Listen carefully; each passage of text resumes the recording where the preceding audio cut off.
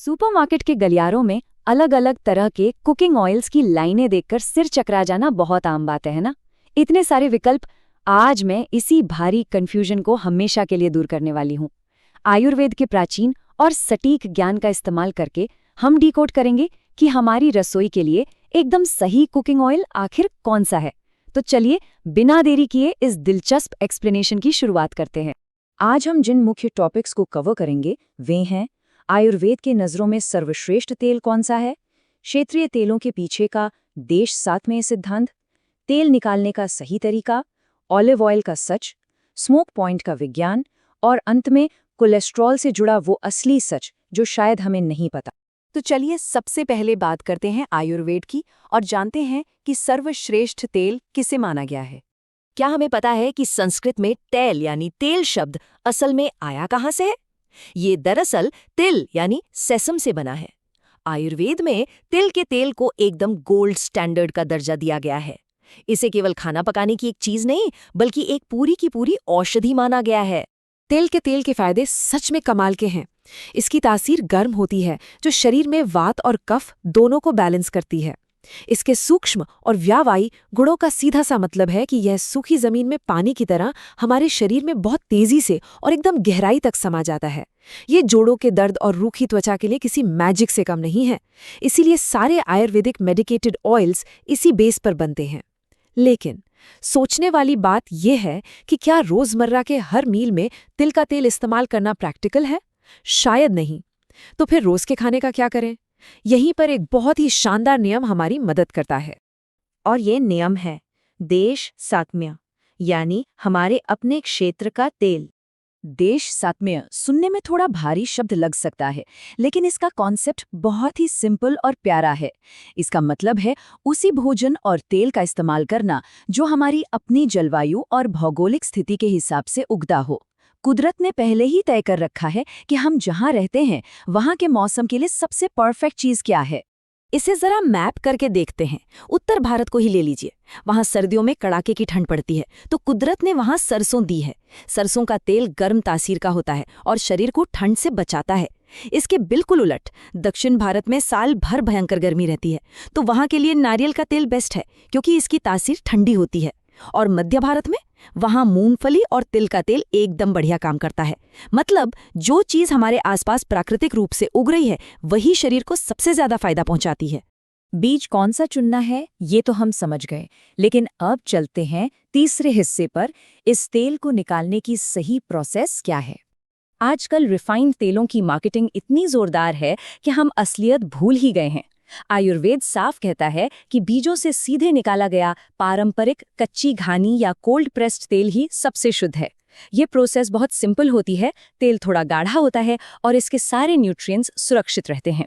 दूसरी तरफ रिफाइंड या राइस ब्रान ऑयल को देखिए। राइस ब्रान तो बीजों से नहीं बल्कि चावल के भूसे से बनता है। इन तेलों को बनाने में इतने हाई टेम्परेचर और केमिकल्स का इस्तेमाल होता है कि इनका सारा पोषण ही खत्म हो जाता है। तो चॉइस बहुत साफ है, हमें उस साधारण पारंपरिक और गाढ़े तेल की तरफ ही वापस जाना होगा। अब आते हैं आज के सबसे ट्रेंडिंग सवाल पर। क्या विदेशी ऑलिव ऑयल सच में हमारी रसोई के लिए सही है? अगर हम इसे ध्यान से देखें तो ऑलिव ऑयल वेस्टर्न कल्चर का हिस्सा है। पश्चिमी देशों में लोग इसे सलाद के ऊपर कच्चा डालते हैं बिना गर्म किए। लेकिन हमारी भारतीय रसोई का अंदाज ही अलग है। यहाँ तो तेज आंच पर तड़का लगता है, मसाले भुनते हैं। इस हाई हीट कुकिंग में ठंडे सलाद वाले ऑलिव ऑयल का इस्तेमाल करना साइंटिफिक और ट्रेडिशनल दोनों ही तरीकों से बिल्कुल गलत कॉम्बिनेशन है। ये देश सात्म्य के नियम को भी पूरी तरह से तोड़ता है। और तेज आंच पर ये विदेशी तेल फेल क्यों हो जाता है? इसका जवाब छिपा है स्मोक पॉइंट की साइंस में। स्मोक पॉइंट असल में वो टेम्परेचर है जिस पर तेल बहुत ज़्यादा गर्म होकर जलने लगता है और उसमें से धुआं निकलने लगता है। हमारी भारतीय कुकिंग के लिए हमेशा ऐसे तेल चाहिए जिनका स्मोक पॉइंट बहुत हाई हो, जैसे सरसों, मूंगफली या तिल का तेल। ऑलिव ऑयल का स्मोक पॉइंट काफ़ी कम होता है, इसलिए तेज़ आंच पर ये तुरंत जलने लगता है। इसी से जुड़ा एक और बहुत बड़ा सवाल आजकल सामने आ रहा है। क्या अलग अलग तेलों को आपस में मिलाना यानी ब्लेंडेड ऑयल्स इस्तेमाल करना एक अच्छा आइडिया है? इसका एक ही सीधा जवाब है, बिल्कुल नहीं। अलग अलग तेलों को कभी नहीं मिलाना चाहिए। क्यों?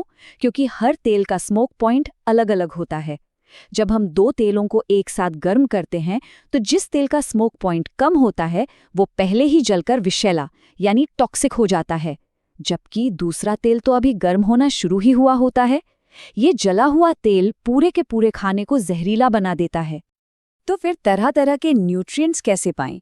इसका सबसे सही और प्रैक्टिकल तरीका है तेलों को रोटेट करना, यानी बदल बदल कर इस्तेमाल करना। जैसे एक महीने मूंगफली का तेल इस्तेमाल किया, दूसरे महीने तिल का तेल और तीसरे महीने सोयाबीन। इस तरह से बिना किसी टॉक्सिन के शरीर को हर तरह का पोषण एकदम सेफ तरीके से मिल जाता है।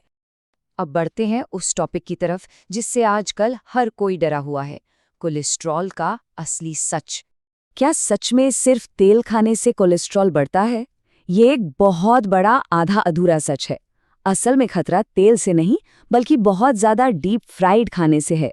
और उससे भी बड़ी गलती जो हम अक्सर करते हैं वो है एक ही तेल को बार बार गर्म करके उसमें खाना पकाना। जब एक ही तेल को बार बार उबाला जाता है सिर्फ और सिर्फ तभी वो हमारे शरीर में हानिकारक कोलेस्ट्रॉल बढ़ाता है। नॉर्मल तरीके से सही तेल का इस्तेमाल करने में कोई बुराई नहीं है। बल्कि आयुर्वेद तो एक बहुत ही कमाल की टिप देता है। खाना बनाते वक्त हम तेल कम रख सकते हैं, लेकिन पके हुए खाने जैसे गर्म रोटी या दाल पर ऊपर से थोड़ा सा कच्चा कोल्ड प्रेस तेल डालना मैजिक की तरह काम करता है। जी हाँ, ये हमारे जोड़ों को लुब्रिकेट करता है, शरीर के रूखेपन को खत्म करता है और वात दोष को कंट्रोल में रखता है।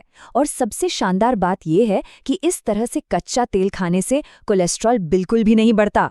तो इस पूरे एक्सप्लेनर के बाद एक बहुत गहरा सवाल पीछे छूट जाता है। क्या मॉडर्न दिखने की चाहत और फैंसी विज्ञापनों के चक्कर में हम अपनी ही रसोई के सबसे सेहतमंद और जादुई राज भूलते जा रहे हैं? कुदरत ने हमारी ज़रूरत का हर तेल हमारे आसपास ही उगाया है। शायद अब वक्त आ गया है कि उन फैंसी विदेशी बोतलों और रिफाइंड ऑयल्स को छोड़कर हम अपने जड़ों की तरफ लौटें और उस शुद्ध, गाढ़े और पारंपरिक तेल को अपनी रसोई में ससम्मान वापस लाएं।